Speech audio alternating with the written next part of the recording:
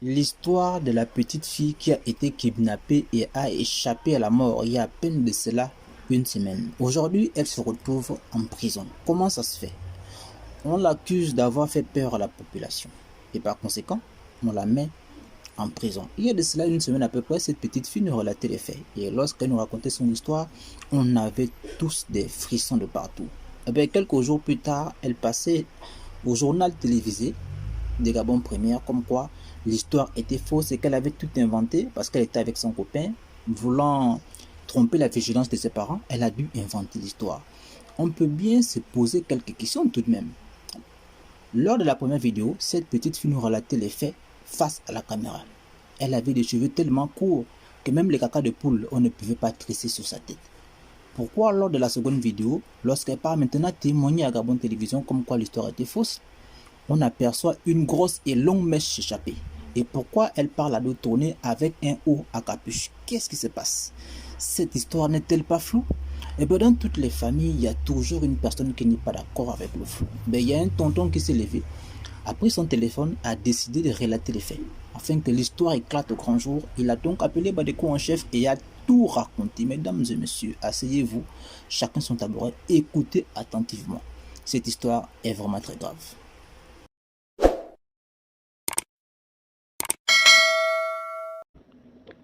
Bon, l'enfant, ils l'ont prise, donc les agents de la DGR, ils l'ont prise dimanche. Ils sont allés au domicile de l'enfant et ils l'ont prise en l'absence de sa mère.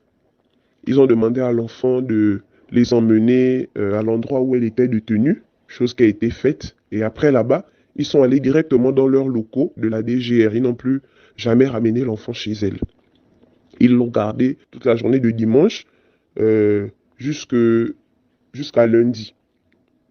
Ils ont appelé la mère pour lui dire de passer lundi à 8 heures.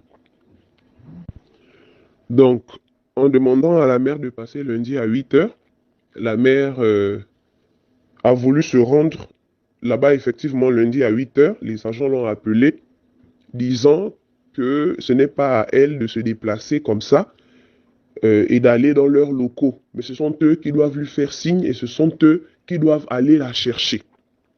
Donc la maman a attendu qu'ils aillent la chercher. En fait, ce qu'on peut comprendre par ça, c'est que euh, ils ne voulaient pas que la maman arrive à l'heure indiquée pour leur laisser le temps de davantage influencer l'enfant et faire leur basse besogne. Parce que si la maman arrivait à l'heure indiquée ou un peu plus tôt, elle les aurait trouvés en train de faire ce qu'ils étaient en train de faire sur l'enfant. Voilà. Parce qu'en arrivant, finalement, à l'heure à laquelle ils sont, la maman est arrivée avec ses parents à la DGR, ils ont trouvé les journalistes de Carbone Télévision que les agents de la DGR avaient déjà appelé. Ils avaient déjà terminé de filmer l'enfant et de l'interroger. Donc, quand les parents sont arrivés, ils n'ont donné aucune information aux parents, dire comment l'enfant va, comment ils l'ont traité, qu'est-ce qui s'est passé et tout. Ils n'ont absolument rien dit. Les parents ont tout simplement constaté que il y avait déjà des journalistes sur les lieux qui avaient déjà terminé de filmer l'enfant et ainsi de suite. Et, euh, et après cela, les parents ont entendu les agents en question et les journalistes discuter ensemble et se dire que il fallait absolument étouffer l'affaire parce que il y a Macron qui arrive au pays dans quelques jours. Il ne faudrait pas qu'en arrivant, il trouve une telle situation dans le pays parce qu'il faudrait qu'on montre que le pays va bien en façade. Et ils ont demandé ensuite aux parents de se rendre au niveau du tribunal, chose qui a été faite. Arrivé là-bas, euh, lorsque l'enfant est descendu du véhicule des agents de la DGR, ils ont voulu essayer de discuter avec l'enfant pour savoir comment elle va, parce que c'est seulement à cet instant-là qu'ils ont pu voir l'enfant. Tout le temps qu'ils ont passé à la DGR, ils n'ont pas vu l'enfant, ils n'ont pas eu les nouvelles de l'enfant. Ils ont pu discuter avec l'enfant et la voir seulement quand ils sont arrivés au tribunal. Donc, arrivé là-bas, ils ont voulu essayer de discuter avec l'enfant, savoir comment elle va, comment elle a été traitée. À cet instant-là, l'enfant a juste pu dire à ses parents que elle n'a pas mangé, ils ne lui ont pas donné à manger. Tout le temps qu'elle a passé là-bas jusqu'à lundi matin, ils ne lui ont pas donné à manger. Et un agent, en se rendant compte que l'enfant avait commencé à répondre aux interrogations de ses parents, s'est fâché, il leur a intimé l'ordre d'arrêter de poser des questions parce qu'ils n'avaient pas le droit de le faire et tout. Donc, ils ont arraché aux parents l'enfant, ils l'ont gardé avec eux jusqu'à ce que l'enfant est allé dans le bureau du procureur. Donc, euh, les parents ont été séparés de leur enfant de dimanche à lundi. Ils n'ont pas pu voir leur enfant, ils n'ont pas pu avoir toutes les nouvelles de l'enfant, ils n'ont pas pu savoir comment l'enfant allait parce que ils avaient l'interdiction de s'approcher d'elle et de discuter avec elle. Chose bizarre parce que c'est un mineur.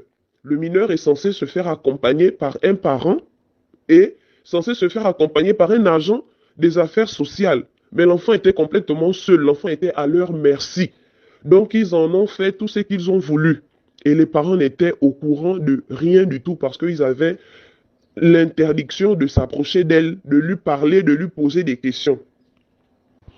Donc, l'enfant vraiment a été maltraité. Ils ne l'ont pas du tout nourri, selon ce qu'elle a dit à ses parents quand ils lui ont posé des questions.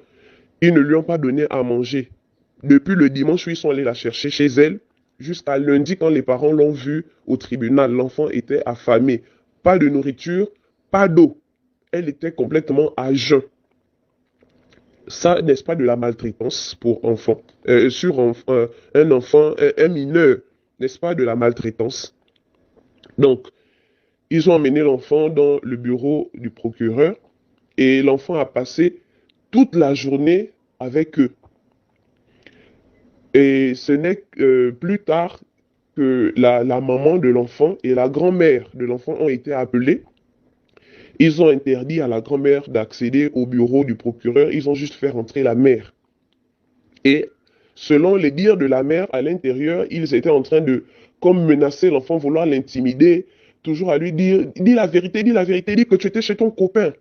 Dis que tu étais chez ton copain, que tu n'as pas été kidnappé. Si tu ne parles pas, si tu ne dis pas la vérité, on va te mettre en prison. Tu vas voir, tu seras mis en prison. Et l'enfant, selon ce que la mère racontait, l'enfant disait, non, c'est faux, j'ai été kidnappé. Il disait, non, dis la vérité, dis que tu étais chez ton copain. Sinon, on va te mettre en prison, on va te mettre en prison. Après, ils ont sorti la mère du bureau, ils sont encore restés avec l'enfant. Et selon ce que la mère a raconté, ça s'est passé comme ça par 3 fois. Et ce n'est que, je pense, la troisième ou la quatrième fois, lorsque la mère est entrée dans le bureau, finalement, ils ont fait rentrer aussi la grand-mère de l'enfant. Et le premier procureur qui a rendu sa décision a condamné l'enfant pour 5 ans de prison et avec une amende d'1 million.